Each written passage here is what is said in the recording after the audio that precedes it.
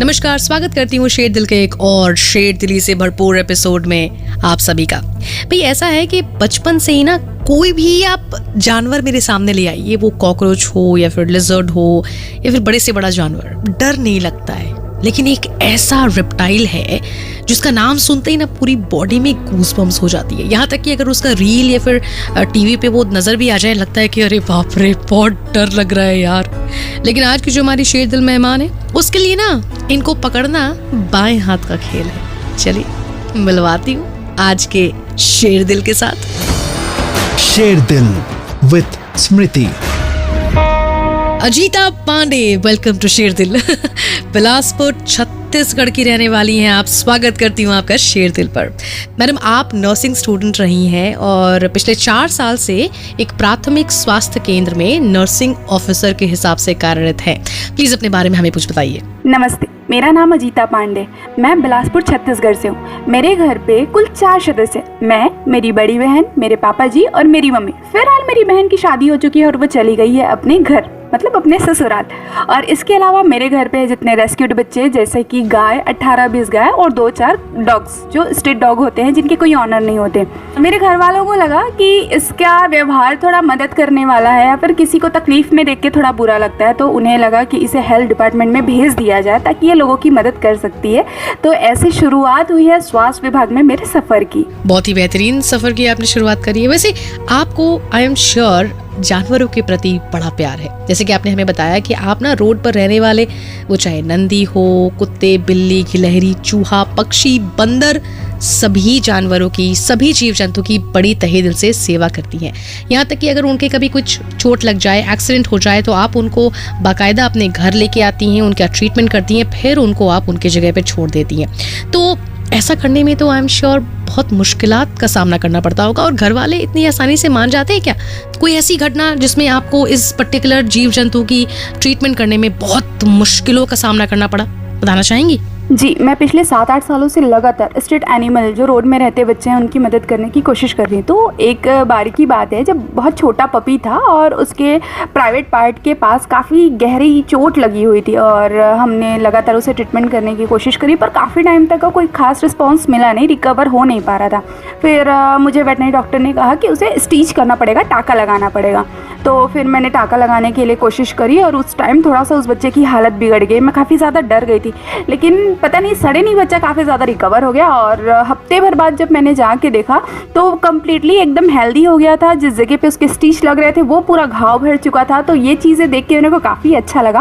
और दूसरी बात यह है कि मैं स्पॉट पे ट्रीटमेंट करने की कोशिश इसलिए करती हूँ क्योंकि लोगों को भी अपनी रिस्पॉन्सिबिलिटी समझ आए और वो जब तक उनके कॉन्टेक्ट में नहीं आएंगे, उनके साथ उनका कनेक्शन नहीं बनेगा, तब तक उन्हें उनसे लगाव नहीं होगा। तो मेरी पहली कोशिश तो यह रहती है कि सारी जिम्मेदारी मैं न लेके उन्हें भी कुछ तो जिम्मेदारी दूं। बिल्कुल सही करती हैं आप। काम बांटने से काम जल्दी होता है, इफेक्टिव होता है। So very very good. वैसे अजीता जी, आप जो हैं wild life crime control bureau के साथ जुड़ी हुई हैं, सदस्य हैं और प्रतीक्षा सेल वाइल्ड लाइफ एवं वेलफेयर सोसाइटी की डेप्यूटी सेक्रेटरी हैं।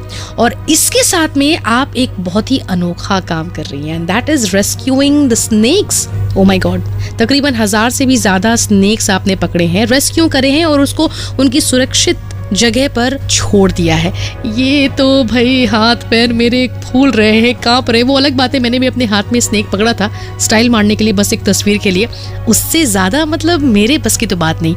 अपने इस कमाल के चॉइस ऑफ वर्क के बारे में प्लीज हमें बताइए। आपने बिल्कुल सही कहा। मैं Pratiksha snake cell wildlife conservation society की डिप्टी सेक्रेटरी WCCB की एज अ वॉलंटियर काम कर रही हूँ और मैं स्नेक रेस्क्यू का काम पिछले 10 सालों से कर रही हूँ। और इस बीच मैंने केवल कोविड टाइम में 984 सांप को सुरक्षित पकड़ के रिलीज करने का golden book of world record में अपना नाम दर्ज कराया है। मेरा सबसे पहला एक्सपीरियंस यही था, चूँकि ये एक वीडियो वायरल है, इससे पहले एक और वीडियो वायरल थी। और जब सबसे पहले मैंने रेस्क्यू किया था वो जो स्नेक था वो भी रेड स्नेक था, मतलब तीनों रेड स्नेक ही है जो कि नॉन वेनेमस होता है। और जब मैंने पहली बार स्नेक को रेस्क्यू किया था तो ऐसा कुछ था नहीं कि बहुत ज़्यादा डर लग रहा है, मेरा पहली बार है, पता नहीं वो चीज़ें कैसी हो गई।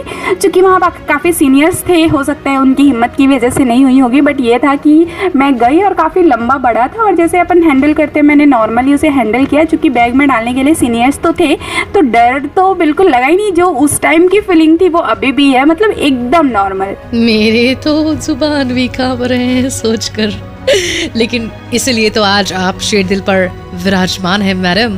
तो आपसे कुछ सवाल पूछना चाहती हूँ। ये मैंने बहुत बार देखा है ना, बहुत इररिस्पॉन्सिबल तरीके से रील्स बनाने के लिए लोग ना सांपों को टानने की कोशिश करते हैं, उसको पूंछ से पकड़ते हैं, और हम देखते हैं कि this is such an irresponsible act. क्या बोलना चाहेंगे इसके बारे में? एंड ऑल्सो रिसेंटली मैंने देखा एक बहुत बड़ा फेस्टिवल चल रहा था हमारे इंडिया के एक स्टेट में, जहाँ पर बच्चे से लेके बड़े से बड़े तक सभी के हाथ में एक स्नेक था और उसको लेकर के वो शो ऑफ कर रहे थे। तो इस तरह के होने वाले कुछ लोगों द्वारा मनाए जा रहे इन प्रथाओं के बारे में क्या कहना चाहेंगे आप? हाँ जी, बेशक कई लोग ऐसे करके अपनी हिम्मत ज़्यादा दिखाने, बहादुरी ज़्यादा दिखाने की कोशिश करते हैं, पर मैं ये कहती हूँ कि बहादुरी उन्हें परेशान करके या फिर उनके प्रति क्रूरता करके नहीं, उन्हें बचाने में आएगी। तो लोग कई बार उन्हें जानबूझ के ऐसे परेशान करते हैं अपनी बहादुरी के लिए, कि रील्स वगैरह बनाने के लिए, व्यू पाने के लिए।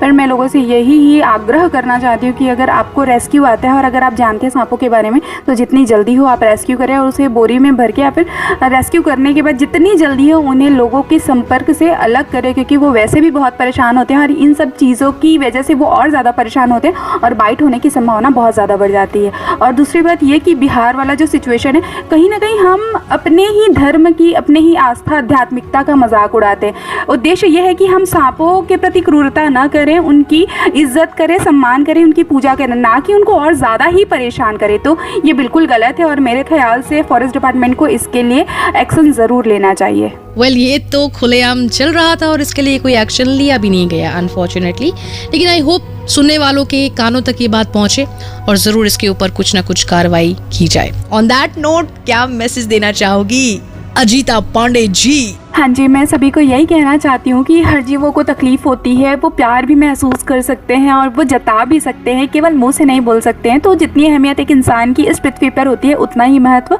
हर एक जीवों का होता है, जिनमें से सांप भी है। और ये सांप पारिस्थितिक तंत्र और खाद्य श्रृंखला में अपनी अहम भूमिका निभाते हैं। कभी भी आपके घर पर अगर सांप निकलता है तो आप फॉरेस्ट डिपार्टमेंट या फिर किसी भी स्नेक रेस्क्यूअर से संपर्क कर सकते हैं, सांप को सुरक्षित रेस्क्यू करा के रिलीज करवा सकते हैं। And specially thank you so much आपको कि आपने बच्चों की तरफ से मुझे बोलने का मौका दिया और मैं उनका पक्ष रख पाई। और आप सभी से यही आग्रह करती हूँ कि जीवों के प्रति हो रही क्रूरता को कम कीजिए और उनकी आवाज़ बनिए, उनका साथ दीजिए।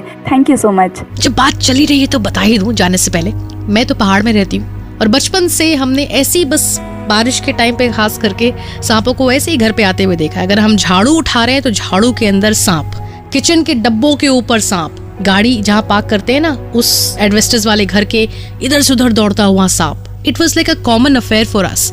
और मेरे दादाजी सांप को ऐसे भगाते थे या फिर ऐसे एंटरटेन करते थे जैसे कि घर में कोई पालतू जानवर।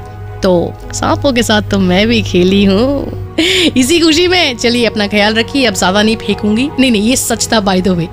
मिलूंगी अगले एपिसोड में शेर दिल की। ख्याल रखिए अपना और फिर मुलाकात होगी।